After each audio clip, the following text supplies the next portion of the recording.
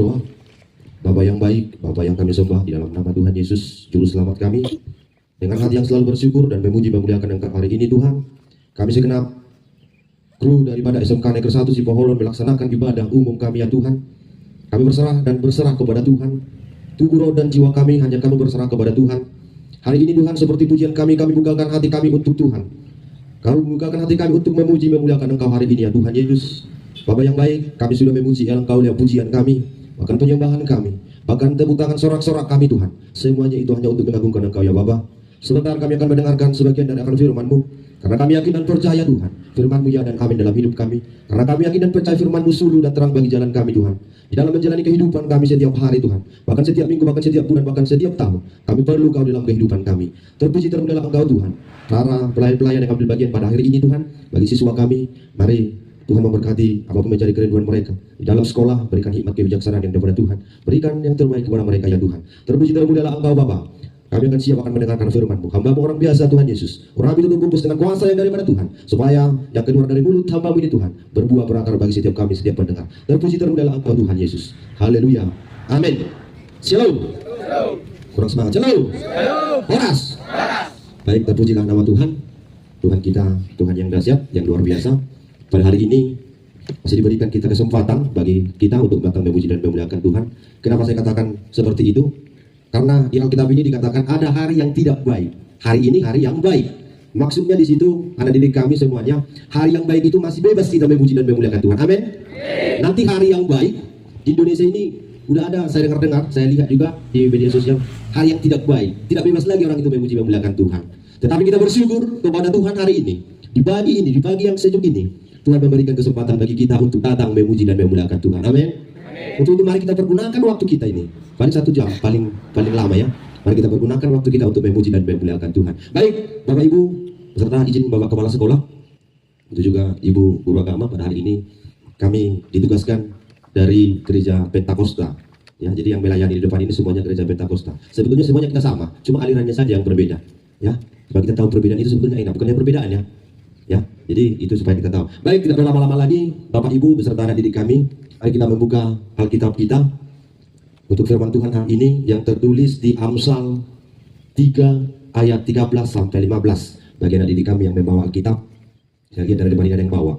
Berarti kemungkinan disuruh wajib membawa Alkitab setiap hari Jumat pas kebaktian. Sadarlah kamu.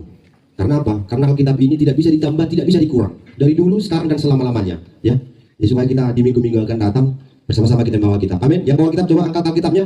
Berapa persen kita yang bawa kitab? 1, 2. Astaga. Tuhan memberkatilah yang tidak membawa. Tuhan yang memberkati lebih yang membawa Alkitab, karena di situ adalah firman Tuhan. Mari kita sama-sama membaca. Saya ulangi, Amsal 3 ayat 13 sampai 15. Membaca secara bersama-sama ya. Hitungan yang ketiga nanti sama-sama kita membaca.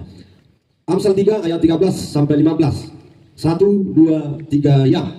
Berbahagialah orang yang mendapat hikmat, orang yang memperoleh kepandaian, karena keuntungannya melebihi keuntungan perak dan hasilnya melebihi emas.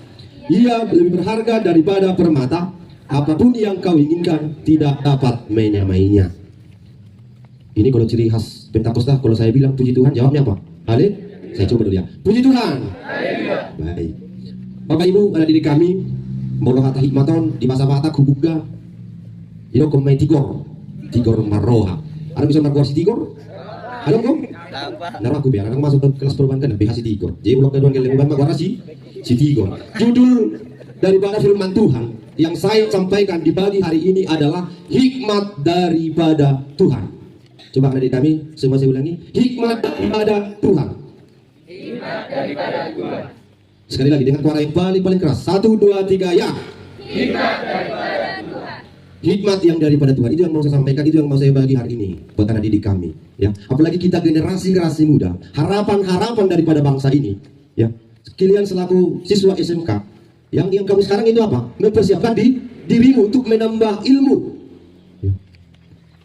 Untuk berjuang untuk masa depan. Namun di tengah semuanya itu, firman Tuhan hari ini mengingatkan kita seberapa pintarnya kita, seberapa kayanya kita. Tetapi kalau kita kehilangan hikmat yang daripada Tuhan, itu adalah sia-sia.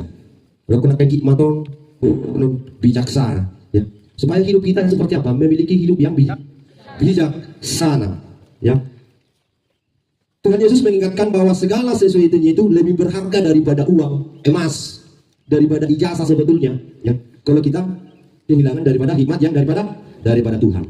Ada di kami, Bapak Ibu Saudara yang dikasihi Tuhan, hari ini mau saya sampaikan 4 poin tentang hikmat yang daripada Tuhan. Yang pertama, hikmat membawa kebahagiaan yang sejati. Itu Amsal 3 ayat 13 berkata, berbahagialah orang yang mendapatkan hikmat. Berbahagialah kamu yang mendapatkan hikmat yang daripada Tuhan. Kebahagiaan sejati tidak datang dari hal-hal duniawi, tetapi hikmat berasal daripada Tuhan. Hikmat bisa membuat kita tenang dalam menghadapi segala masalah. Masalah pasti silih berganti datang kepada kita. Belum siap masalah A, sudah datang masalah B. Tetapi kalau kita memiliki hikmat yang daripada Tuhan, kita tenang apapun masalah. Karena Tuhan berkata, masalah yang kuberikan kepadamu tidak melebihi daripada akalmu. Even Tuhan berita masalah, nah yang anggap Tuhan berita siap menerima masalah tersebut. Ya. Hikmat itu menuntun kita menjadi membuat keputusan yang benar. Kalau saya bertanya, kalian sudah pernah mengambil keputusan, termasuk masuk ke SMK Negeri 1 Sipono ini, mengambil keputusan apa tidak? Bukan keputusan kamu nah. Martamia kamu masih waktu baru mendaftar di SMK Negeri 1 Sipono. Martamia. Tahu, Martamia. Jadi kalau kita sudah memiliki hikmat yang daripada Tuhan, ya, kita mengambil keputusan. Ya, kalau saya tanya sekarang kalau kelas 11 pasti, ya gak mungkin ya udah dinikmati SMK Negeri 1 Sipono ini ya. Sekarang yang kelas 10. Ya, keputusanmu masuk ke sekolah ini karena apa? Karena orang tua kah? Karena dekatnya rumahku. Ya, tetapi hari ini berbahagialah kamu masuk ke SMK Negeri 1 Sipono ini. Ya. Karena saya katakan setiap kelas juga itu, kalau kita memang agak jarang seperti jurusan kita. Ya. Kalau di Pagaran cuma jurusan agraris ternak unggas. Di kita keperawatan agraris ternak unggas juga ada. Dia berbahagialah kamu. Ya, makanya saya katakan kita di dalam menimba ilmu ini, mari bersiapkan supaya kamu nanti menjadi generasi-generasi penerus. Supaya yang kami ciptakan di sini, kami mendidikmu di sini, supaya kamu nanti orang-orang yang berhasil. Mau lanjut kuliah, lanjutkan. Kalau mau berwira swasta, silakan berwira swasta. Karena kita sudah memiliki skill dan keterampilan. Ya. Karena hikmat juga supaya kita menjaga hati, supaya tidak terseret oleh karena benda ini. Makanya berbahagialah kamu yang memiliki hikmat yang daripada Tuhan. Poin yang kedua, Bapak Ibu Saudara, bahkan ada di kami, yang kedua, hikmat lebih bernilai daripada kekayaan dunia. Di Amsal 3 ayat 14 dikatakan menegaskan bahwa hikmat lebih berharga daripada perak, emas dan permata. Udah tata, kalau kita tidak memiliki hikmat, kebijaksanaan yang daripada Tuhan. Karena kebijaksanaan saya katakan tadi, kita harus pandai mengambil keputusan. Dan dalam masalah kita harus tenang menghadapinya. Orang kena kain sebelum soal masalah saya ada, kalau masalah tak kamu berdoa, berhubungan intim sama Tuhan. Serahkan semuanya apa yang terselubung di dalam hatimu, supaya Tuhan menjawab. Karena firman Tuhan bukan kurang panjang tangan Tuhan untuk menolong kita. Bukan kurang pendengaran Tuhan untuk mendengarkan setiap seruan doa, tetapi kita tetap diuji seberapa kita setianya kepada puji Tuhan. Ada diri kami yang poin yang kedua tadi, kekayaan bisa hilang, tetapi hikmat yang daripada Tuhan tidak pernah hilang. Kekayaan kita bisa membuat sombong, tetapi hikmat itu adalah rendah hati. Kekayaan bisa menjadi kita terserat, tetapi hikmat bisa membebaskan kita. Sebagai contoh yang saya bilang untuk anak SMK, bercita-cita ingin sukses, itu baik, good job. Ya, tetapi kalau kamu menikmati usahamu tidak memiliki hikmat yang daripada Tuhan, sombonglah kamu. Ya, hancurlah. Maka itu milikilah hikmat yang daripada Tuhan. Poin yang ketiga, hikmat menuntun kita kepada kehidupan yang diberkati. Mau diberkati Tuhan? Oh, lu kamu dipasang Tuhan. Oh, lu guna kebengmu. Oh, lu perlu pesawat pribadi. Oh, lu kan milikilah hikmat yang daripada Tuhan. Karena poin yang ketiga saya katakan, Tuhan menuntun kita kepada hikmat untuk kita diberkati oleh Tuhan. Satu kali ulah tak? Ulah tolong bertanya terus kan ulah.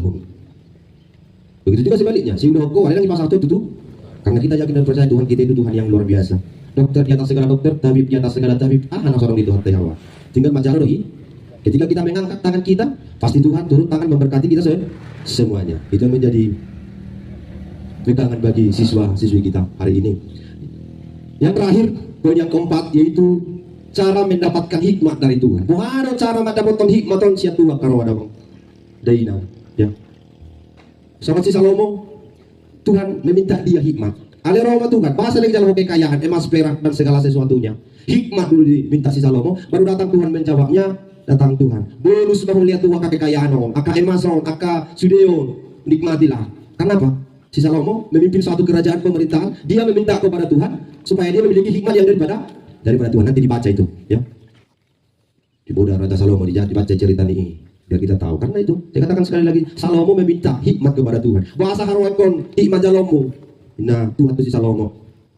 Ini lu perlu dia Tuhan. Ada Roma Tuhan. Boleh mati mati. Boleh plus bonus na Tuhan. Imak kekayaan ini. Ina Tuhan. Dalam dainang bahkan Bapak Ibu Saudara yang dikasihi Tuhan.